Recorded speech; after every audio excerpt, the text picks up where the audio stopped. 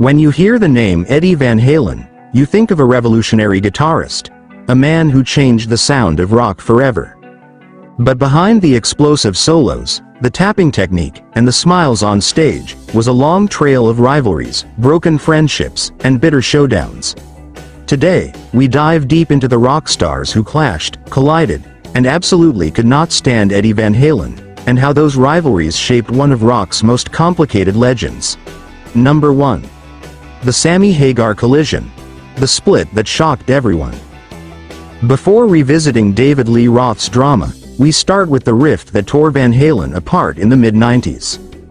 When Sammy Hagar stepped in after Roth's departure, the band skyrocketed with 4 multi-platinum albums. But success couldn't hide the tension brewing behind studio doors. During the creation of Balance in 1995, things reached a breaking point. Sammy hoped for downtime with his newborn child. Eddie and Alex wanted to immediately start another record. The Van Halen brothers pushed. Hagar pushed back, and then came the infamous Father's Day call. "You've always wanted to be a solo artist, so go be one. We're bringing Dave back." Sammy insisted he was fired, while Eddie insisted Sammy quit. Hagar later roasted Eddie in his memoir, describing his battles with addiction, illness, and a deteriorating appearance. But after Eddie's passing, Sammy admitted he regretted exposing the darker parts of Eddie's life.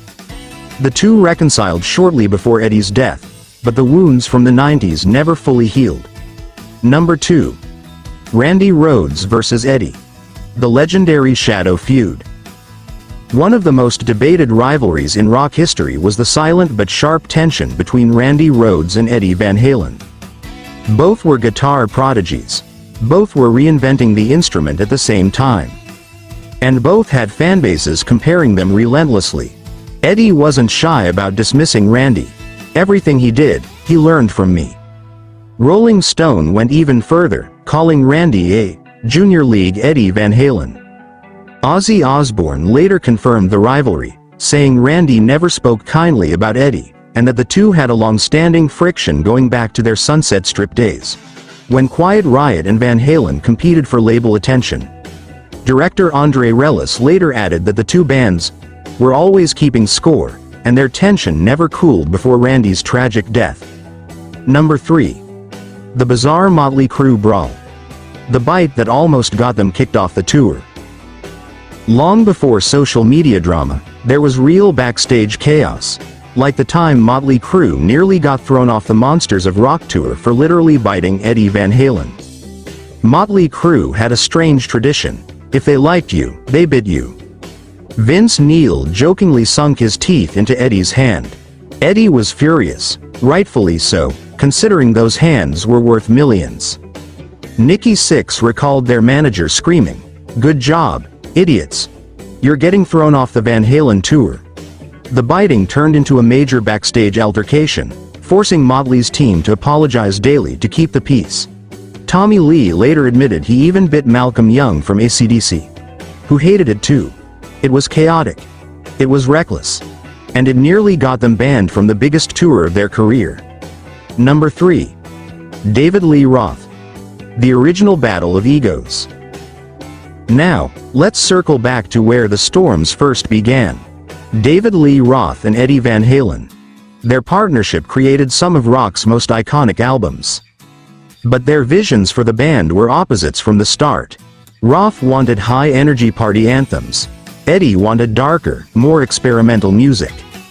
The clash exploded during Fair Warning in 1981, Eddie's creative masterpiece but the band's slowest seller. Roth pushed for pop covers next, leading to the Diver Down era, much to Eddie's frustration.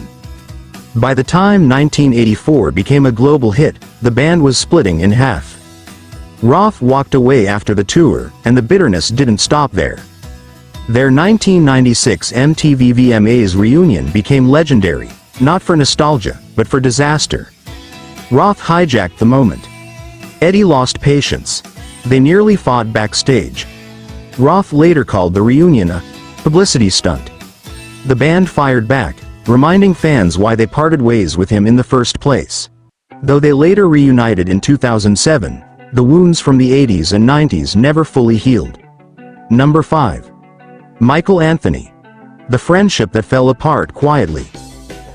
Not all of Eddie's clashes were explosive. Some were slow, painful fractures, like with bassist Michael Anthony. For years, Anthony contributed backing vocals, bass lines, and stage power. But behind the scenes, the Van Halen brothers didn't consider him an equal partner. He was pressured to sign away songwriting credits. He lost royalty rights. He became an employee instead of a bandmate. Eddie eventually replaced him with his son, Wolfgang, in 2006, something Anthony learned about online. He and Eddie never spoke again after the 2004 tour. Before Eddie passed, Anthony said he wished they could have made peace. Number 6. The Geddy Lee incident. When a drink caused a war. In 1981, Van Halen and Rush crossed paths at a hotel in England. Rush rented the entire bar. Van Halen didn't know and drank everything. When Geddy Lee arrived, tension filled the room. During an awkward attempt at conversation, Eddie spilled a drink into Geddy's tape recorder, escalating the situation even more. Months later in Las Vegas, things got physical. A Van Halen security guard mistook Geddy for a threat and body-tackled him while he attempted to greet Eddie. Years later, Geddy retold the story with laughter. But at the time, it nearly started an all-out feud. Number 7. The strangest showdown of them all. Eddie Van Halen and Fred Durst. Finally, the wildest Eddie Van Halen story ever told. After agreeing to experiment with Limp Bizkit, Eddie jammed with Fred Durst, only to leave immediately when the room filled with smoke he didn't approve of. He left behind his equipment, and Fred didn't return it. After waiting 24 hours, Eddie showed up armed, literally. According to witnesses, Eddie pressed a gun to Fred's red cap and demanded his gear back while Durst nervously ordered his team to load Eddie's equipment into the car. It was the most bizarre rock confrontation in recent memory. Eddie Van Halen wasn't just a guitar hero, he was a hurricane of passion, intensity, and emotion. His genius came with fire, and fire always leaves burn marks. But even with the rivalries, the fights, and the feuds, Eddie's legacy is untouchable. He changed music. He inspired generations. And he remains one of the most iconic guitarists of all time. If you enjoyed diving into this explosive chapter of rock history, don't forget to follow Rock Fame Diaries, your home for the untold stories, the rivalries, and the legends behind the music. Thanks for watching, and I'll see you in the next deep dive.